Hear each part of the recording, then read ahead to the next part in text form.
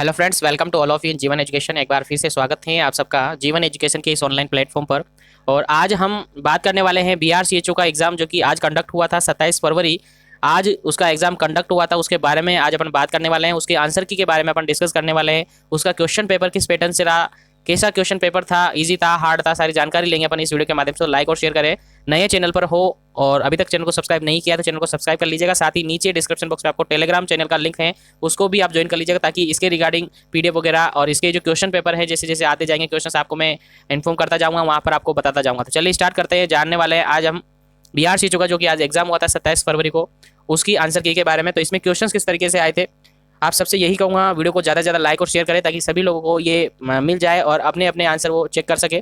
ठीक है, तो चलिए स्टार्ट करते हैं। और इसके अंदर स्टार्ट करने के साथ ही मैं आप सबको बता दूं, इसके अंदर जो क्वेश्चन पैटर्न था वो ज़्यादा हार्ड नहीं था, यानी कि कहे तो बिल्कुल सिंपल सा एक, कुछ लोग कह रहे हैं कि लेवल का एग्जाम था, कुछ लोग कह रहे हैं कि ईजी था। और आप भी यदि आपने एग्जाम नहीं दिया है और आप देख रहे हो उन क्वेश्चन को, तो आप भी देख लीजिएगा कि ईजी था या हार्ड था, आप सबको पता चल जाएगा। जिन्होंने एग्जाम दिया था उनको तो पता है ईजी था या हार्ड था, और मैं भी यही उम्मीद करता हूँ कि इजी ही पेपर है। जो क्वेश्चंस उन्होंने बताए हैं, आप लोगों ने ये क्वेश्चंस बताए हैं और आप लोगों के अकॉर्डिंग जो क्वेश्चन बताए हुए हैं, और ये क्वेश्चन इजी है तो पेपर भी इजी ही था, लेवल का कह सकते हैं। बट ज़्यादा इजी मतलब ज़्यादा हार्ड भी क्वेश्चन पेपर नहीं था, बहुत ईजी पेपर था। क्वेश्चन आए थे इसके अंदर 120 क्वेश्चन टोटल आए थे। और लोग कह रहे हैं जिन्होंने एग्जाम दिया है उनसे मैंने पूछा, तो वो कह रहे हैं कि कोई नेगेटिव मार्किंग इसके अंदर नहीं थी, और 120 क्वेश्चन इसके अंदर पूछे थे। बाकी रिमेनिंग बातें अपन बाद में करेंगे, पहले क्वेश्चन आंसर की अपन चेक कर लेते हैं। तो देखिए, सबसे फर्स्ट वन अपने एक सीधा सा सिंपल सा क्वेश्चन आया था, आप चेक कर लीजिएगा क्या क्वेश्चन आया था। क्वेश्चन था, डायरेक्टली क्वेश्चन पुटअप हुआ था, इंटरनेशनल नर्सेज डे कब मनाया जाता है, यानी इंटरनेशनल नर्सेज डे कब सेलिब्रेट किया जाता है। बहुत ही अच्छा क्वेश्चन है, इंटरनेशनल नर्सेज डे सेलिब्रेट कब किया जाता है। तो इसका बिल्कुल राइट आंसर है, आप सबको पता था, इसका राइट आंसर सबको पता होगा। 12 मई को इंटरनेशनल नर्सेज डे सेलिब्रेट करते हैं। जैसे ही आपने नर्सिंग में एडमिशन लिया होगा, जहाँ भी आपने BSc GNM जो भी किया है, तो वहाँ पर ईयर हर साल एक डे मनाया जाता है, नर्सेज डे। आई थिंक आप सबको पता है, तो इसका बिल्कुल करेक्ट आंसर था 12 मई। ठीक है, उसके बाद एक और क्वेश्चन पूछा था, तो उस क्वेश्चन के अंदर पूछा था international women day, international women's day पूछा था, इंटरनेशनल वुमेन्स डे। तो ये भी आप सबको पता है, बहुत ही इजी क्वेश्चन है, बहुत ही इजी क्वेश्चन है। 8 मार्च इसका बिल्कुल राइट आंसर था, 8 मार्च इसका बिल्कुल राइट आंसर था। जिन्होंने एग्जाम दिया है वो अपने क्वेश्चन अपने आंसर चेक कर लीजिएगा, और जिन्होंने नहीं दिया है वो आगे से याद रखिए, क्योंकि अभी हो सकता है कि मार्च या अप्रैल में MPCHO का एग्जाम आने वाला है बहुत ही जल्दी, जिसके आज कल लास्ट डेट है फॉर्म अप्लाई करने की। तो आप जिन्होंने नहीं करा है वो कर सकते हैं। चलिए नेक्स्ट क्वेश्चन की बात करते हैं अपन। नेक्स्ट क्वेश्चन पूछा था नॉर्मल BP पूछा था, नेक्स्ट क्वेश्चन पूछा था नॉर्मल BP पूछा था। क्या पूछा था? नॉर्मल ब्लड प्रेशर पूछा था। और सबको पता है नॉर्मल ब्लड प्रेशर कितना होता है, तो नॉर्मल ब्लड प्रेशर होता है 120/80। आप सबको पता है 120/80 mmHg होता है, नॉर्मल ब्लड प्रेशर होता है 120/80। उम्मीद है आप सही करके आएंगे ऐसे क्वेश्चन, क्योंकि ये क्वेश्चन जैसा कि आपने राजस्थान CHO के अंदर भी देखा था, ये क्वेश्चन राजस्थान CHO के अंदर भी बार बार पूछा हुआ है, MPCHO के अंदर भी पूछा हुआ है, तो ये क्वेश्चन बिल्कुल आप सबको पता होगा। उसके साथ ही नेक्स्ट क्वेश्चन जो पूछा था, वो क्वेश्चन पूछा था नॉर्मल पल्स रेट। क्या पूछा था? नॉर्मल पल्स रेट आपसे पूछा था, नॉर्मल पल्स रेट। ठीक है, और नॉर्मल पल्स रेट आप सबको पता है कितनी होती है। नॉर्मल पल्स रेट एक अडल्ट के अंदर नॉर्मल पल्स रेट जो होती है वो कितनी होती है, आप सबको पता है 60 to 100 बीट पर मिनट होती है। कितना होता है? 60 to 100 बीट पर मिनट ये होती है।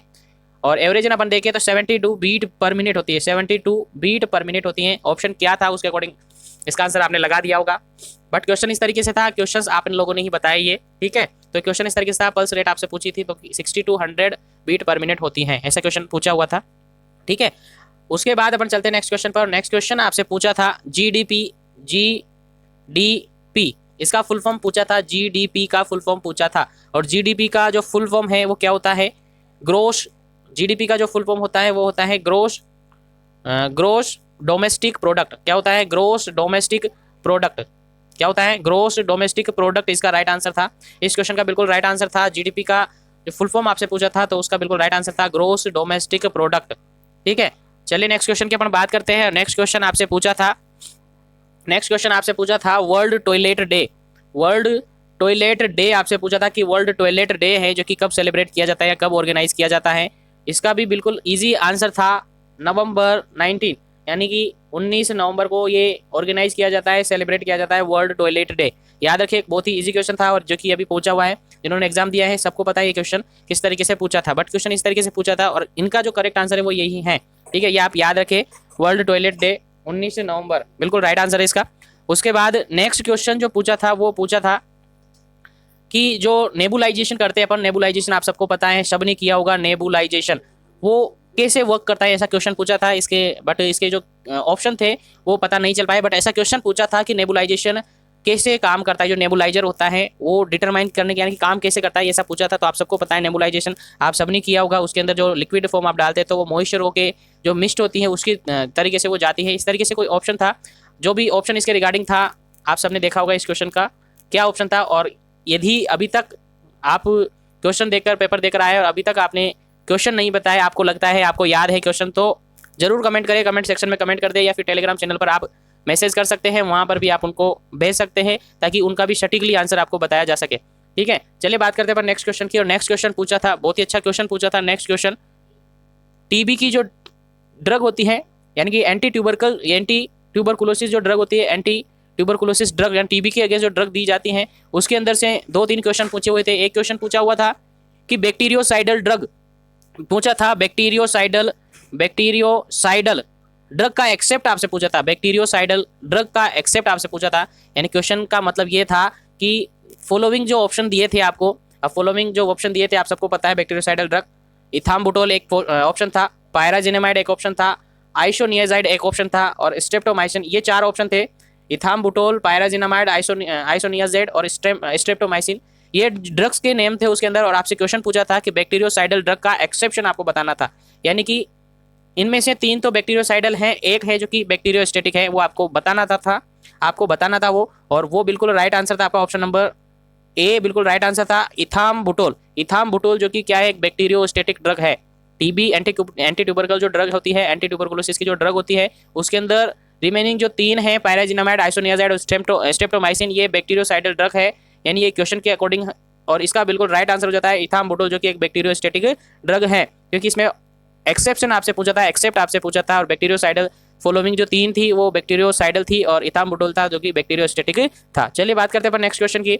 और नेक्स्ट क्वेश्चन पूछा था टीबी के अंदर ही, नेक्स्ट क्वेश्चन पूछा था ट्यूबरकुलोसिस ड्रग के अंदर ही, नेक्स्ट क्वेश्चन पूछा था कि फॉलोइंग जो ड्रग ऑप्शन आपके सामने हैं उनमें से टीबी की ड्रग यानी ट्यूबरकुलोसिस ड्रग है, एक्सेप्ट आपसे पूछा था। क्या पूछा था इसके अंदर, एक्सेप्ट आपसे पूछा था, यानी कि ट्यूबरकुलोसिस ड्रग आपसे पूछी थी और उनमें एक्सेप्ट आपको निकालना था। यानी कि फॉलोइंग जो ऑप्शन थे, 4 ऑप्शन आपके सामने थे और उन चारों ऑप्शन में से एक ड्रग ऐसी थी जो कि टीबी की ड्रग नहीं थी।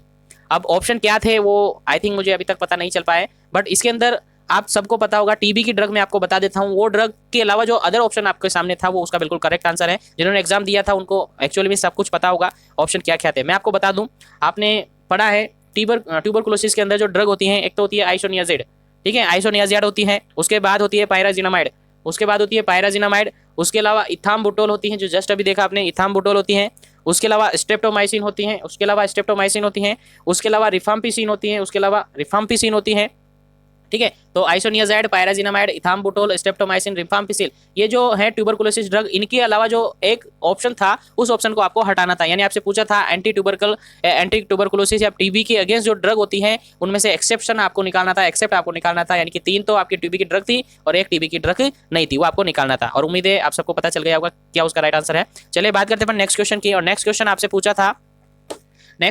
पूछा था, बहुत ही अच्छा क्वेश्चन पूछा था नेक्स्ट भी, कि all are the modifiable risk of the hypertension. यानी क्वेश्चन पूछा था कि नीचे जो ऑप्शन आपके दिए हैं, 4 ऑप्शन आपको दिए थे, उनमें से एक ऐसा रिस्क फैक्टर आप बताएं जो कि मॉडिफाइबल है, ठीक है, मॉडिफाइबल है, लेकिन उसमें भी आपको एक्सेप्शन पूछा था। मॉडिफाइबल किसका, हाइपरटेंशन का। जो हाइपरटेंशन होता है, उम्मीद है हाइपरटेंशन के रिगार्डिंग आपको सारी नॉलेज होगी। और हाइपरटेंशन के अकॉर्डिंग नीचे जो ऑप्शन थे, नीचे ऑप्शन दिए थे रिस्क फैक्टर, ठीक है, नीचे ऑप्शन दिए थे रिस्क फैक्टर, उनमें से एक ऑप्शन मैं आपको 4 ऑप्शन बता देता हूँ, ऐसा ऑप्शन था आई थिंक।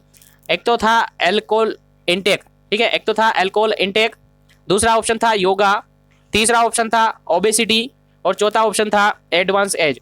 इस तरीके से ऑप्शन थे उस क्वेश्चन के अंदर। उसके अंदर क्वेश्चन पूछा था कि जो नीचे ऑप्शन दिए हैं all are the modifiable risk of hypertension के अंदर जो मॉडिफाइबल रिस्क है उनमें आपको एक्सेप्ट निकालना था, और एक्सेप्ट के अकॉर्डिंग इसका बिल्कुल राइट आंसर हो जाता है एडवांस एज, क्योंकि एडवांस एज को मॉडिफाई नहीं किया जा सकता है। आप अल्कोहल इंटेक को मॉडिफाई कर सकते हैं, योगा को मॉडिफाई कर सकते हैं, ओबेसिटी को मॉडिफाई कर सकते हैं, बट एडवांस एज उसका बिल्कुल करेक्ट आंसर था जिसको मॉडिफाई नहीं किया जा सकता है। तो ये बिल्कुल राइट आंसर था इसका, एडवांस एज बिल्कुल राइट आंसर था, इसका था। ठीक है। अब वहीं पर एक क्वेश्चन और पूछा था, नॉर्मल एडोलसेंट के अंदर बीपी पूछी थी, ब्लड प्रेशर के दो क्वेश्चन आए थे, एक तो बीपी नॉर्मल बीपी आपसे पूछा था, एक एडोलसेंट एज के अंदर आपसे क्वेश्चन पूछा था, एडोलसेंट एज के अंदर आपको बीपी पूछा था, और बीपी वैल्यू एडोलसेंट के अंदर ऑप्शन में इस तरीके से थे, आई थिंक 112 और 128, ये तो होती है सिस्टोलिक बीपी, और डायस्टोलिक बीपी 66 टू 80 समथिंग ये थी। इस तरीके से ऑप्शन थे। ऑप्शन क्या थे एक्चुअली में अभी कंफर्म पता नहीं है, जैसे क्वेश्चन आते जा रहे हैं वैसे वैसे मैं आपको आपके सामने आंसर बता रहा हूं, बट उसका क्वेश्चन इस तरीके से था। बाकी एक्चुअली क्वेश्चन क्या था वो आप समझे, आप बता दीजिएगा, कमेंट सेक्शन में कमेंट कर दीजिएगा। नेक्स्ट अपन बात करते हैं नेक्स्ट क्वेश्चन की। नेक्स्ट क्वेश्चन था इंसिडेंस का, यानी क्वेश्चन इस तरीके से पूछा था कि new case of disease of infection और injury, new case of disease and injury in the population over a specific period of time. यानी क्वेश्चन बहुत ही अच्छा था, आपको समझ आ गया होगा। इंसिडेंस के रिगार्डिंग क्वेश्चन पूछा था कि एक पॉपुलेशन, एक स्पेसिफिक पीरियड ऑफ टाइम में एक पर्टिकुलर पॉपुलेशन के अंदर जो न्यू केस आ रहे हैं इंजरी और इन्फेक्शन के, उनके लिए कौन सा वर्ड आप यूज करेंगे, इस तरीके से क्वेश्चन था। उनका क्या मीनिंग होता है, किसका डेफिनेशन है, ऐसा क्वेश्चन पूछा था कि एक पर्टिकुलर एरिया के अंदर, पॉपुलेशन के अंदर एक स्पेसिफिक पीरियड ऑफ टाइम में कोई न्यू केस आ रहा है तो उसको क्या कहेंगे, तो उसका बिल्कुल राइट आंसर था इंसिडेंस। और इंसिडेंस का मीनिंग आप सबको पता है, न्यू केस आना, किसी भी कोई भी इन्फेक्शन फैल रहा है तो उसके अंदर न्यू केस, नए केस आना, उनका नंबरिंग, उनका काउंटिंग अपन देखे एक स्पेसिफिक पीरियड ऑफ टाइम के अकॉर्डिंग, तो वो इंसिडेंस होता है। ठीक है, चलिए बात करते हैं अपन नेक्स्ट क्वेश्चन की। और नेक्स्ट क्वेश्चन इस तरीके से पूछा था, आप देखिए नेक्स्ट क्वेश्चन पूछा था फीटल टेकिकार्डिया, जो कि अभी रिसेंटली कल या परसों के अंदर जो अपनी एमसीक्यू सेशन की क्लासेस चल रही है आप सबको पता होगी, नहीं पता तो आप चैनल पे देख लीजिएगा, पूरे लिंक भी आपको मैं डिस्क्रिप्शन में दे दूंगा, वहाँ भी ये क्वेश्चंस मैं सोल्व करा रहा हूँ डेली, आपको 12 o'clock अपनी क्लास रहती है। तो नेक्स्ट क्वेश्चन पूछा था फीटल टेकिकार्डिया के रिगार्डिंग क्वेश्चन पूछा था। ठीक है, फीटल टेकिकार्डिया के रिगार्डिंग क्वेश्चन पूछा था। अब इसके रिगार्डिंग आपको क्वेश्चन का आंसर पता होना चाहिए। आप सबको पता होगा, अपन जो नॉर्मल फीटल हार्ट रेट अपन मानते हैं, या आपने पढ़ा होगा 120 to 160 बीट पर मिनट होता है। ठीक है, 120 to 160 बीट पर मिनट होता है। और क्वेश्चन पूछा था आपको फीटल टेकिकार्डिया, इट मीन्स यदि आप फीटस की हार्ट रेट है 160 से मोर देन हो जाती है तो वो क्या होता है, फीटल टेकिकार्डिया होता है। क्या होता है, फीटल टेकिकार्डिया होता है, यानी कह सकते हैं more than 160 beat per minute. यदि हार्ट बीट चलता है, हार्ट बीट होती है, तो वो क्या होती है, हार्ट रेट होती है कितना, 160 से more than 160 beat per minute यदि हार्ट रेट है तो वो क्या होती है, फीटल टेकिकार्डिया होता है। आई थिंक समझ आ गया होगा। चलिए बात करते हैं नेक्स्ट क्वेश्चन की। और नेक्स्ट क्वेश्चन इस तरीके से पूछा था, क्वेश्चन था फैट सोल्यूबल विटामिन पूछा था आपसे, और उसमें भी आपको एक्सेप्ट पूछा था, जिसको भी मैंने ये क्वेश्चन भी मैंने रिसेंटली अभी कल या परसों के अंदर बताया था। और विटामिन के रिगार्डिंग काफी सारे अलग अलग क्वेश्चन थे, राजस्थान सीएचओ के अंदर भी पूछा हुआ है, एमपी सीएचओ के अंदर भी पूछा है, जिनको अपन एमसीक्यू सेशन में सोल्व कर रहे हैं। तो इस क्वेश्चन को इस तरीके से पूछा था कि फैट सोल्यूबल विटामिन को एक्सेप्ट आपसे बताना था कि फैट सोल्यूबल विटामिन, और इसके अंदर एक्सेप्ट बताना था। और ऑप्शन थे इस तरीके से, विटामिन ए था, विटामिन डी था, विटामिन ई था और विटामिन सी था। इसमें एक्सेप्ट बताना था एंड फैट सोल्यूबल का एक्सेप्ट आपको बताना था। तो इसके अंदर बिल्कुल राइट आंसर था विटामिन सी, बिल्कुल राइट आंसर था, क्योंकि विटामिन सी क्या है, वाटर सोल्यूबल है। ये तीनों क्या है, विटामिन ए डी ई, ये क्या है, फैट सोल्यूबल होता है। एक्चुअली में आप सबको पता होगा ए डी ई के ये फैट सोल्यूबल होता है, और विटामिन बी कॉम्प्लेक्स और सी है जो कि वाटर सोल्यूबल होता है। तो इसका बिल्कुल राइट आंसर था ऑप्शन नंबर सी, बिल्कुल करेक्ट आंसर था। ठीक है, चलिए अपन बात करते हैं नेक्स्ट क्वेश्चन की। और नेक्स्ट क्वेश्चन इस तरीके से पूछा था, नेक्स्ट क्वेश्चन आपसे पूछा था टाइप ऑफ बीपी, इस तरीके से क्वेश्चन था। अभी करेक्ट कंफर्म इसका क्या ऑप्शन था, क्या क्वेश्चन था, अभी कंफर्मली नहीं पता चल पाया, बट क्वेश्चन इस तरीके से टाइप पूछे थे आपसे, ब्लड प्रेशर के टाइप आपसे पूछे थे। तो एग्जैक्ट क्वेश्चन क्या था, जिन्होंने एग्जाम दिया था उन सबसे मैं यही कहूँगा, क्वेश्चन किस तरीके से पूछा था वो बताने की कोशिश करें, याद करने की कोशिश करें क्वेश्चन किस तरीके से आया था। तो बीपी का टाइप यदि अपन देखें तो सिस्टोलिक और डायस्टोलिक आपने पढ़ा है। सिस्टोलिक बीपी जो हाई बीपी होता है सिस्टोलिक बीपी, जो लो बीपी होता है वो डायस्टोलिक बीपी। बाकी इसके रिगार्डिंग जैसे मुझे पता चलेगा कि क्या क्वेश्चन था, एग्जैक्ट क्या क्वेश्चन था, तो मैं नेक्स्ट क्लास के अंदर इसको आप बता दूंगा, तो परेशान नहीं होना है। बट इसके अंदर ऐसा क्वेश्चन था, जैसे ही ये पता चलेगा आपको बता दिया जाएगा। वीडियो को लाइक और शेयर करते रहे ताकि सभी लोगों को ये क्वेश्चन पता चल जाए और मैच कर पाए। ठीक है, सब अपने अपने क्वेश्चन चेक कर पाए। चलिए नेक्स्ट क्वेश्चन की अपन बात करें। और नेक्स्ट क्वेश्चन पूछा था, बहुत ही अच्छा क्वेश्चन था। नेक्स्ट भी क्वेश्चन था सिफिलिस का पॉजिटिव एजेंट पूछा था, सिफिलिस इज कोज्ड बाय, ऐसा क्वेश्चन पूछा था कि सिफिलिस कोज्ड होता है, किसके कारण से होता है सिफिलिस। ठीक है, सिफिलिस किसके कारण से होता है, आप सबको पता है ये सेक्सुअली ट्रांसमिटेड डिजीज है सिफिलिस। ठीक है, और सिफिलिस किसके कारण से होता है ये आपसे पूछा था, बहुत ही अच्छा क्वेश्चन है। सिफिलिस किसके कारण से होता है, ऑप्शन में आपको इस तरीके से दिया था, बैक्टीरिया दिया था, वायरस दिया था, फंगस दिया था और प्लाज्मोडियम, इस तरीके से ऑप्शन थे। तो इसका बिल्कुल जो राइट आंसर था वो बैक्टीरिया है। कितना क्या है इसका बिल्कुल राइट आंसर? बैक्टीरिया है। क्या राइट आंसर इसका? बैक्टीरिया है, क्योंकि सिफिलिस जो है वो बैक्टीरिया के कारण से होता है, बैक्टीरिया के इन्फेक्शन से होता है। और बैक्टीरिया भी मैं आपको बताऊं तो ट्रेपेनोमा पैलिडम बैक्टीरिया के थ्रू होता है, ट्रेपेनोमा पैलिडम बैक्टीरिया के थ्रू ये होता है। तो आपको याद रखना है, आगे भी याद रखिए, एक ऐसे क्वेश्चन है जो कि रिपीट होते रहते हैं। और इसका बिल्कुल राइट आंसर है ऑप्शन अलग अलग थे तो बैक्टीरिया के थ्रू ये होता है। ठीक है, सिफिलिस किसके कारण से होता है? बैक्टीरिया के थ्रू होता है। और बैक्टीरिया मैंने बताया ट्रेपेनोमा पैलिडम बैक्टीरिया के थ्रू ये होता है सिफिलिस। ठीक है, सेक्सुअल ट्रांसमिटेड डिजीज है, एसटीडी है। ठीक है, चलिए अपन नेक्स्ट क्वेश्चन की बात करते हैं। और नेक्स्ट क्वेश्चन आपसे पूछा था कि all are macro nutrient except, इसमें पूछा था, बहुत ही अच्छा क्वेश्चन है। अभी मैक्रो न्यूट्रेंट पूछा था, मैक्रो न्यूट्रेंट। ठीक है, और इसमें भी क्या बताना था? एक्सेप्ट बताना था। मैक्रो न्यूट्रेंट था और इसके अंदर भी आपसे क्या पूछा था? एक्सेप्ट आपसे पूछा था, एक्सेप्ट आपको बताना था। और ऑप्शन इस तरीके से थे, कैल्शियम ऑप्शन में था, फॉस्फोरस ऑप्शन में था, मैग्नीशियम ऑप्शन में था और जिंक ऑप्शन में था। इस तरीके से क्वेश्चन आपसे पूछे हुए थे, ऑप्शन आपके सामने थे कि मैक्रो न्यूट्रेंट एक्सेप्ट, मैक्रो इनमें से मैक्रो न्यूट्रेंट का एक्सेप्ट है, यानी कि 3 तो इसमें मैक्रो न्यूट्रेंट हैं और एक ऐसा ऑप्शन था जो कि माइक्रो न्यूट्रेंट था। तो इसका बिल्कुल राइट आंसर था ऑप्शन नंबर डी, जिंक बिल्कुल राइट आंसर था इसका, जिंक जो कि एक माइक्रो न्यूट्रेंट है। कैल्शियम, फास्फोरस और मैग्नीशियम ये क्या है? मैक्रो न्यूट्रेंट है। और जो जिंक है वो क्या है? माइक्रो न्यूट्रेंट है। ठीक है, समझ आ गया होगा। ऐसा क्वेश्चन राजस्थान सीएचओ के अंदर भी पूछा हुआ था। ठीक है, ऐसा क्वेश्चन राजस्थान सीएचओ के अंदर भी ऐसा क्वेश्चन था रिलेटेड, वो न्यूट्रेंट का नहीं था, वो अलग क्वेश्चन था। बट याद रखिए ऐसे क्वेश्चन पूछते रहते हैं। और साथ में यही कहूँगा, वीडियो को ज़्यादा से ज़्यादा लाइक करें और शेयर करें, ताकि सभी लोग जिन्होंने एग्जाम दिया था उन तक क्वेश्चन पहुंच सके और वो अपने क्वेश्चन को चेक कर पाए। और साथ ही नए चैनल पर हो, चैनल को सब्सक्राइब करके बेल आइकन को दबा लीजिएगा, ताकि आगे भी आपको ऐसे ही लेटेस्ट अपडेट मिलते रहे और इसका सेकंड पार्ट जब भी मैं बनाऊँ उसको आपको मिल सके, उसका नोटिफिकेशन आप तक पहुँच सके। चलिए बात करते हैं अपन। नेक्स्ट क्वेश्चन आपसे पूछा था प्राइमरी केस और इंडेक्स केस के रिगार्डिंग, प्राइमरी केस और इंडेक्स केस के रिगार्डिंग पूछा था। जैसे कि राजस्थान सीएचओ के अंदर भी ये क्वेश्चन है, प्राइमरी और इंडेक्स केस के रिगार्डिंग पूछा था। और मैं बता दूं इसके अंदर एग्जैक्ट क्वेश्चन किस तरीके से था, वो जिन्होंने एग्जाम दिया था उनको बेटर याद है इसका बारे में। बाकी इसके रिगार्डिंग जो क्वेश्चन था इस तरीके से हो सकता है कि प्राइमरी केस वो केस होता है जो कि अभी केस आया है, यानी कह सकते हैं कि एक न्यू केस है जो कि फर्स्ट केस हो सकता है। यानी पहला केस जो होता है कोई भी कम्युनिटी सेक्टर में, कोई भी पॉपुलेशन के अंदर पहला जो केस है वो क्या है? प्राइमरी केस है। कब तक प्राइमरी केस है? जब तक कि उसको कोई इन्विजिलेटर ने या फिर उसका डॉक्यूमेंट नहीं हुआ है, अभी तक रिपोर्टेड नहीं हुआ है हो। ठीक है, फर्स्ट रिपोर्टेड बाय इन्वेस्टिगेटर, यदि इन्वेस्टिगेटर के थ्रू वो रिपोर्टेड कर दिया जाता है तो वो इंडेक्स केस था। और इसी के कारण से काफी सारे स्टूडेंट का राजस्थान सीएचओ के अंदर ये क्वेश्चन गलत हुआ था।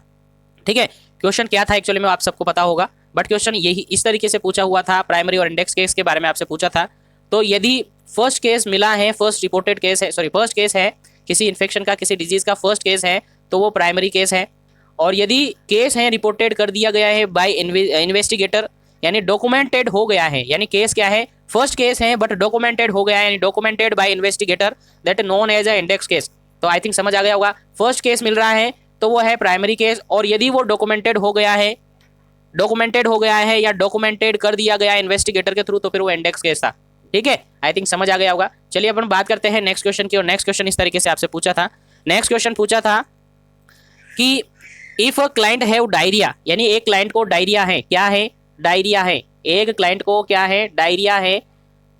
और उसके सप्लीमेंट में अपन ORS देते हैं, और ORS के साथ क्या देते हैं? ऐसा क्वेश्चन पूछा हुआ था कि if a client have diarrhoea which supplement give with ORS, oral rehydration salt, oral rehydration solution के साथ कौन सा सप्लीमेंट देते हैं? ऐसा क्वेश्चन पूछा था। तो ये क्वेश्चन राजस्थान सीएचओ के अंदर भी पूछा हुआ है। और जैसा कि मैंने आपसे कह रहा था कि राजस्थान सीएचओ और अदर जो सीएचओ प्रीवियसली एग्जाम हुए थे उनके एमसीक्यूज अपन सोल्व कर रहे हैं। तो इसका बिल्कुल जो राइट आंसर था वो था जिंक। क्या राइट आंसर था? जिंक बिल्कुल राइट आंसर था, सॉरी जिंक इसका बिल्कुल राइट आंसर था कि एक पर्सन को डायरिया है और उसके सप्लीमेंट में अपन ORS के साथ जिंक है जो देते हैं। क्या देते हैं? जिंक है, वो टेबलेट फॉर्म में अपन दे सकते हैं। ठीक है, तो जिंक देते हैं अपन ORS के साथ सप्लीमेंट में। ठीक है, नेक्स्ट अपन बात करते हैं नेक्स्ट क्वेश्चन की। तो नेक्स्ट क्वेश्चन इस तरीके से था, आप समझिए। क्वेश्चन पूछा था हेल्थ मिनिस्टर ऑफ इंडिया, बहुत ही अच्छा क्वेश्चन था, आप सबको पता है हेल्थ मिनिस्टर ऑफ इंडिया, ऐसा क्वेश्चन था हेल्थ मिनिस्टर ऑफ इंडिया। ठीक है, क्या पूछा था? Health minister of India question पूछा था। और उसका आप सबको राइट आंसर होगा, उसका आपको सबको पता होगा, डॉक्टर हर्षवर्धन बिल्कुल राइट आंसर है। डॉक्टर हर्षवर्धन बिल्कुल राइट आंसर था इसका, doctor Harshvardhan, health minister of India, that doctor Harshvardhan बिल्कुल इसका राइट आंसर था। जिसने एग्जाम दिया था अपना आंसर चेक कर लीजिएगा। और अभी मुझे इतने ही क्वेश्चंस मिल पाए और अभी भी यही कहूँगा आप सब लोगों से कि ज़्यादा से ज़्यादा इस वीडियो को शेयर करें ताकि ज़्यादा से ज़्यादा क्वेश्चन पहुँचे और उनका सटीकली आंसर मैं आपको बताऊँ। और ये क्वेश्चन उम्मीद है आप सब सही करके आए होंगे। और आज इतने ही, अभी तक मुझे इतने ही क्वेश्चन मिले और अभी भी यही कहूँगा ज़्यादा से ज़्यादा लोगों को शेयर करें, लाइक करें। चैनल पर नए हैं तो चैनल को सब्सक्राइब कर लीजिएगा ताकि ऐसे ही क्वेश्चन और BRCHO के रिगार्डिंग जो अदर क्वेश्चन है, क्योंकि आप सबको बताया मैंने 120 अप्रोक्स क्वेश्चन इसके अंदर बता रहे कि 120 क्वेश्चन इसके अंदर आए थे। तो रिमेनिंग अभी काफ़ी सारे क्वेश्चन हैं जो कि आपको बताने हैं। तो आप फटाफट से उन क्वेश्चंस को जिन्होंने एग्जाम दिया था वो क्वेश्चन कमेंट सेक्शन में कमेंट कर दीजिएगा ताकि उन क्वेश्चंस के भी आंसर मैं आपको बता दूं। तो आज के लिए इतना ही, मिलते अपन जैसे ही नया पार्ट बनता है इसका सेकंड पार्ट तो उसमें मिलेंगे अदर क्वेश्चंस को लेके। बाकी इतना ही, wish you all the best, thank you very much for joining.